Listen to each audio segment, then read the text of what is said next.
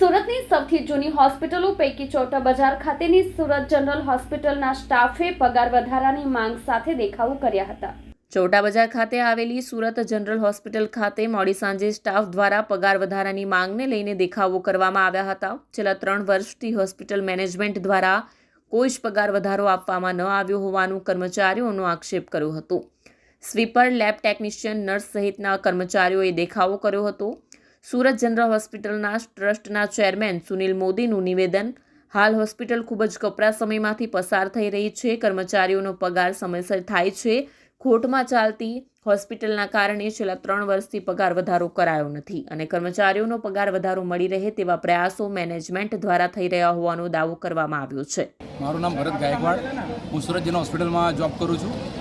અમારી માંગણી એટલી છે, અમે અત્યારે 25 વર્ષ મને 25થી આવા બધાને, કોઈને 5 થયા, કોઈને 10 થયા છે, કોઈને 15 થયા છે, બધા કર્મચારી છે। અમારો પહેલાં ટાઈમ ટુ ટાઈમ વધારો થતો હતો, પણ અત્યારે છેલ્લા 6 વર્ષથી અમારો વધારો થતા જ નથી। 3 વર્ષનો વધારવા માટે અમારે દર વખતે લડવું પડે છે। અત્યારે તો 3 વર્ષ પટી ગયા અને 4થું વર્ષ ચાલુ થયું। દર મહિને અમારી મિટિંગો થાય છે। સાહેબ એમ કહે છે કે આવતા મહિને તમારો પગાર વધીને આવી જશે, પણ એ વધારતા નથી। દર મહિને અમારી મિટિંગ થાય છે, સાહેબો બોલાવે છે, અમારી મિટિંગ થાય છે અને એને પછી પાછા કેન્સલ કરી નાખે છે। આવી રીતે કરતાં કરતાં આજે વર્ષ પતી ગયું છે, છતાંય વધારો કરતા નથી। એટલે આજે આ સાહેબને મળવા માટે અમને બોલાવેલા, સાહેબ આવ્યા પછી પાછા અત્યારે એમ કહે છે અમારા પાસે પૈસા નથી। તો પૈસા નથી તો કેવી રીતે થાય? અમારો પગાર વધશે ક્યારે? એટલે આ કર્મચારીઓ બધા પગાર વધારવા માટે જ એ કરે છે, કારણ કે પગાર કોઈ વધતો જ નથી। એટલે અમને પગાર વધારે જોઈએ છે। 3 વર્ષનો અમારો વધારો અટકી ગયો છે। અમારે એક તો પગાર કોઈના માંડ પગાર 10-12 હજાર હશે, કોઈના 15થી ઉપર પગાર બી નથી। તો આટલા પગારમાં ઘર કેવી રીતે ચાલશે? હાલ તમારી માંગણી શું છે? અમારી માંગણી અમારો 3 વર્ષનો વધારો આપી દો, એ જ માંગણી છે। અમે કામ કરીએ, અમે તો કામ કરતા જ છીએ, પણ અમારો જે વધારો છે તે અમે વધારો અમને કરી આપો, કારણ કે આજે 4 વર્ષ થઈ ગયા। મારું નામ રેણુકા પી મોરે છે। હું અહીંયા સુરત જનરલ હોસ્પિટલ બાલાજી રોડમાં એઝ અ આઈ ટેકનિશિયન તરીકે જોબ કરું છું। મને અહીંયા નોકરીના 27 વર્ષ થઈ ગયા છે। અહીંયા અમારી હોસ્પિટલમાં 175 વર્ષ થયા છે આ સુરત જનરલ હોસ્પિટલને, ને અહીંયા લગભગ 135 બેડ છે। જો થોડું ધ્યાન અમારા પ્રમુખ થોડું ધ્યાન આપે અહીંયા, તો આ હોસ્પિટલ ચાલવાની છે, નથી ચાલવાનું એવું નથી। પણ જ્યારથી મધુવન સર્કલ પાસે નવી હોસ્પિટલ ચાલુ થઈ છે, અમારા સાહેબ અહીંયા બિલકુલ ધ્યાન આપતા નથી। અહીંયા મેડિકલ ડિરેક્ટર છે કે નથી અમારા પ્રમુખ અહીંયા ટાઈમ આપતા। અહીંયા થોડું ધ્યાન આપે તો આપી સારું ચાલે। બીજી કે અમારી માંગણી છે કે દર 3 વર્ષે અમારો પગાર કેટલો વધારે, 70 રૂપિયા પ્રમાણે વર્ષનો પગાર, 70 પ્રમાણે વર્ષનો પગાર, એવી રીતે 3 વર્ષનો પગાર। તો દાખલા તરીકે 70 વર્ષ 27 વર્ષ થયા હોય તો 2000 રૂપિયા વધે। એવી રીતે આટલી નાનો એમાઉન્ટ છે તો બી સાહેબ લોકો કહે છે કે અમારી પાસે પૈસા નથી, અમારી પાસે પૈસા નથી। પૈસા ક્યાંથી આવે? તમે અહીંયા ધ્યાન જ નહીં આપો તો ક્યાંથી પૈસા આવે?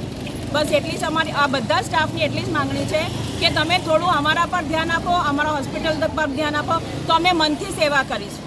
કેમ કે એ લોકોનો આ જ રોજીરોટી છે, એના સિવાય એ લોકોને કોઈ રોજીરોટી માટે કોઈ જગ્યાએ કંઈ છે નહીં।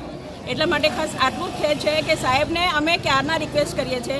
આજે વરસ થઈ ગયું છે, 4 વર્ષ થઈ ગયું છે, 3 વર્ષનો વધારો આપવા માટે બી એ લોકોએ વરસ ખેંચી કાઢ્યું, તો બી હમણાં નાચનો તાજ પાડે છે, નાચ કહે છે કે અમારી પાસે કોઈ આવક જ નથી। નામ Sunil Kanaiyalal Modi, Surat charity fund PT Surat general હોસ્પિટલનો હું પ્રમુખ છું।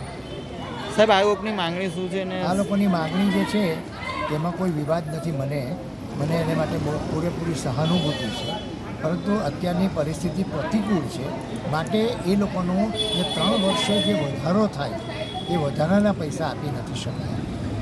તેને માટે અમે કહ્યું છે કે અમારો પ્રયત્ન ચાલુ છે, પરંતુ એ લોકોનું કેવું છે કે અમને કાલે અથવા તો અમને આગલા પગારમાં મળવા જોઈએ। મેં કહું કે આપણે મેનેજિંગ કમિટીની મિટિંગ બોલાવીને તેની અંદર આપણે ડિસ્કશન કરીએ ને તો નક્કી કરીએ। એ લોકો કે તમે અમને લખીને આપો કે 2 દિવસમાં અમને પૈસા તમે આપવાનો પ્રોમિસ આપી દો અમને।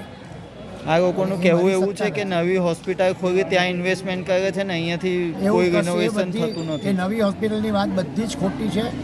નવી હોસ્પિટલમાં અમે બહારથી ડોનેશન લાવીને કામ કરીએ છીએ। અહીંયા પણ કામ કરી શકાય, પણ અહીંયા અમને જોઈએ તેવો સહકાર મળતો નથી, એનું મને પારાવાર દુઃખ છે।